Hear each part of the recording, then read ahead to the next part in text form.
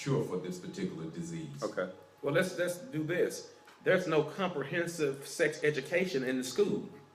So that's an issue. Now we have teenagers who have been infected with HIV and AIDS because it started at age 13. Yes. And we have 1 in 8 people living with HIV who are unaware of their infection. And right now, gay and bisexual men, particularly young African American men like myself, are the most affected. And so by us being the most affected, we have the church not stepping up doing their part. We don't talk about it in school. So when bisexual men are affected, they affect the women.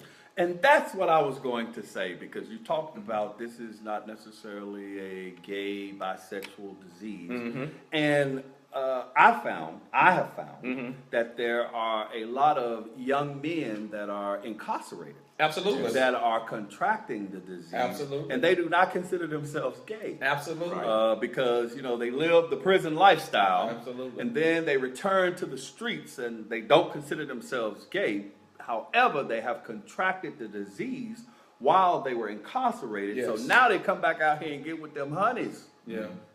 And they're not going to tell these honeys that they live the incarcerated lifestyle, because now we back on that thug tip.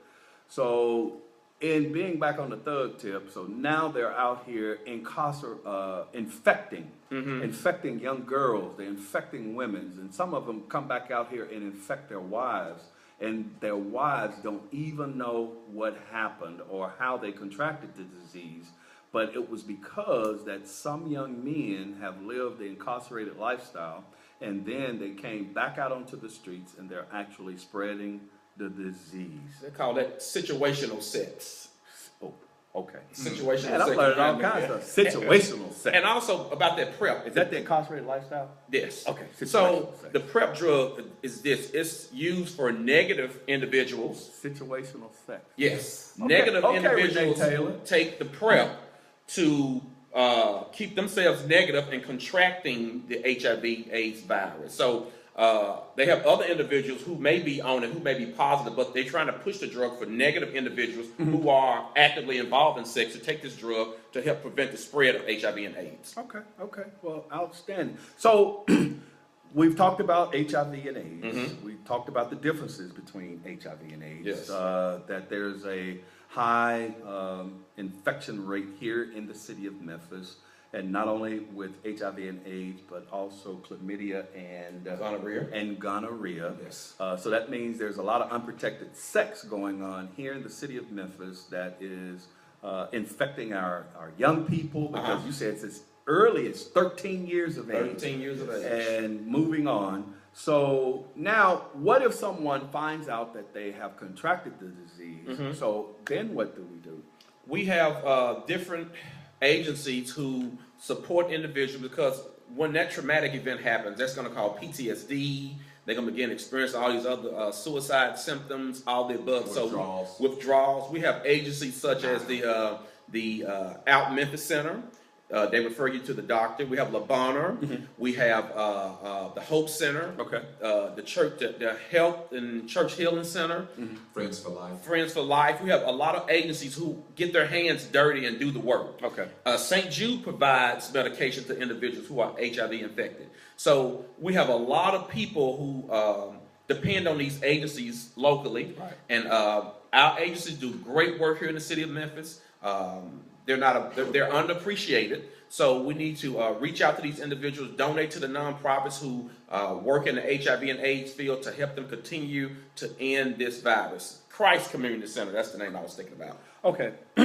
So that's talking about the AIDS, HIV. If they wanted to find out more information about AIDS and HIV and read it in your spare time and in the privacy of your own home, because you're not really sure, or if you're having problems and issues, and even if you've had somebody incarcerated or what have you, and you need to go get tested. I'm gonna tell you that first of all. You need to always get tested. I try to get a physical twice a year myself because I'm getting older, and I'm married.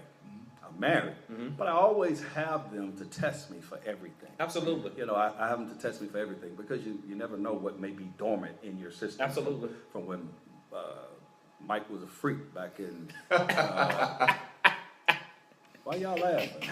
It's okay. Y'all don't think I Sex is a natural, beautiful thing. And see, now that's one The of the stigma, things. see, the stigma right, kills. we are sexual beings. Man, what? We are sexual beings, and that's one of the things that I had to get married the because I was church crazy. needs Get to your talk freak out. about. Get your freak out sex. Oh, me. Let me tell you. Can I say this? You can say anything you want to say, Dr. Gooch. This month,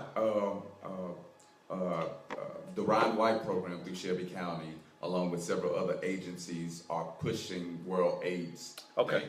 Day. And so this month, we are soliciting the black churches, white churches, all of our churches, to talk about HIV and AIDS this month sometime in your service. And Whether the stigma, if it's, stigma.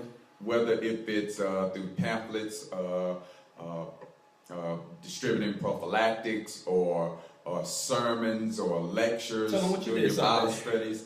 So this past Sunday during our worship service, and we're going to continue this past Sunday during our worship service, we had on our screens during worship service, we actually watched a video. And for those that want to know about HIV, you can go to hivmemphis.org and pull up that website, and you can find a whole lot of information as it relates to HIV and AIDS. Okay. And several things that they have comprised on that particular website through Shelby County.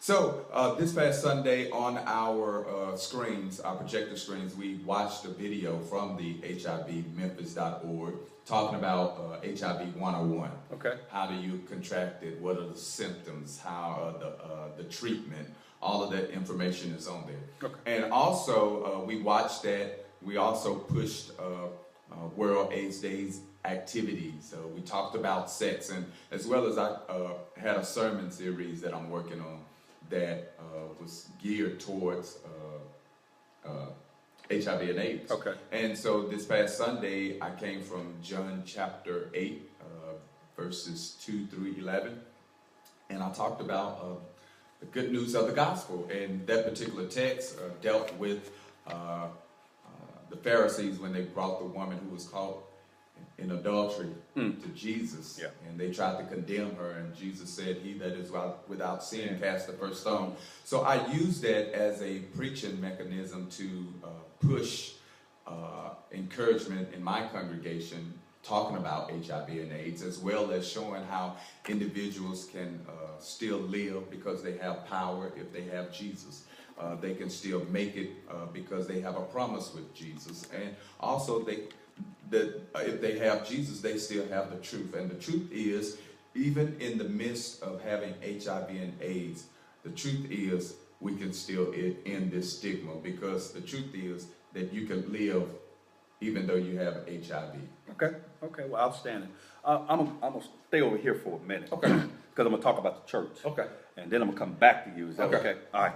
So, since you kind of said that you did all of this in the church on last Sunday, what church are we talking about? My church is a Cathedral Praise Church of Memphis. Okay, and what faith, what denomination is that? We are a part of the United Progressive Pentecostal Church Fellowship under Bishop O.C. Allen out of Atlanta. And where are you located? We are located at 561 South Prescott in the University of Memphis area. What time is your service? Our service is each Sunday at 12:30 in the afternoon, as well as on Wednesday for our life class at 6:30 p.m. Everybody's changing Bible study. Yeah, man. What happened to Bible study? Now it's life class. Now it's financial instructions for Christians and all this other stuff. I want my Bible class, man. All these progressive churches. I want my Bible class to come back. Anybody out there still doing Bible class? Nope. Jesus, BYTU or something like that? BYOB? I ain't saying no Bible. I said, Gwen, it's your son. You better come get him. Gwen GQ, come get your boy, okay? But anyway, okay. And not only that, I think Cathedral of Praise has also founded a foundation. Is that correct? Yes. We'll be launching our foundation this weekend at our Black Tie Gala.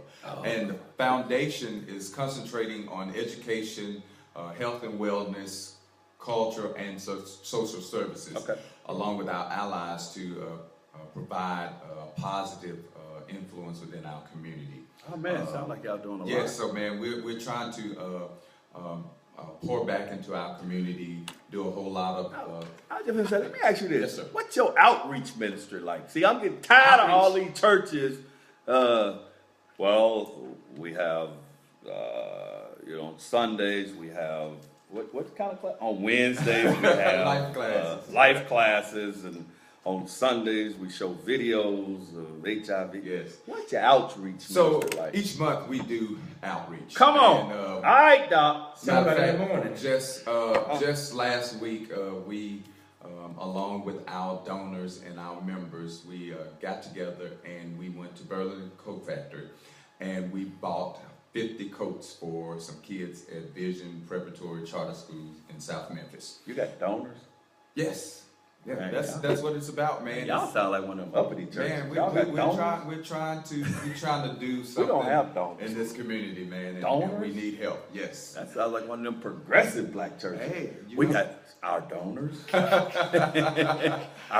It's like saying our benefactors. Our benefactors. Yeah, so tomorrow we will be at Vision Preparatory Charter School at 8 o'clock. Okay. Presenting those coats. And where is that located? It's located 260 Jubert in South Memphis, off Kansas. Got it. Yes. And so part of our other outreach is what we call TTT, which is transforming the track. And so what we do is we go out in the community, transforming the track. And so what we do is we go out into the community and we do outreach. We do outreach. And part of our outreach that we have done is feeding the homeless, providing them with toiletries, with hygiene products, with clothes. We go out there and love on them because a lot of individuals, just like those that are affected and infected with HIV and AIDS, many of them are ostracized and don't receive love. They're rejected. They're considered an outcast. And so we, being part of the body of Christ, we go out and we show love and compassion to those individuals, because what we realize is that doing ministry work, if we're true followers of Christ, then we must do what Jesus did. And Jesus indeed was not only a preacher of the gospel, but he also stood for social justice.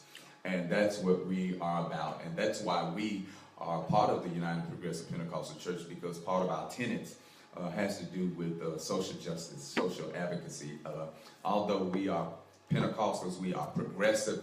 We believe in having some of the traditional tenets to Pentecostalism, but we also believe in evolving. Okay. Well, outstanding. Now I'm going to come on back over here to you, Mr. Clemons. Come on back. Let's talk about, you got a radio show that comes on every Saturday. What's that of the radio show? It's the livest show on KWAM 990 Talk Radio. It's called The Unleashed Voice for the LGBTQ community, every Saturday at 5 p.m. Live.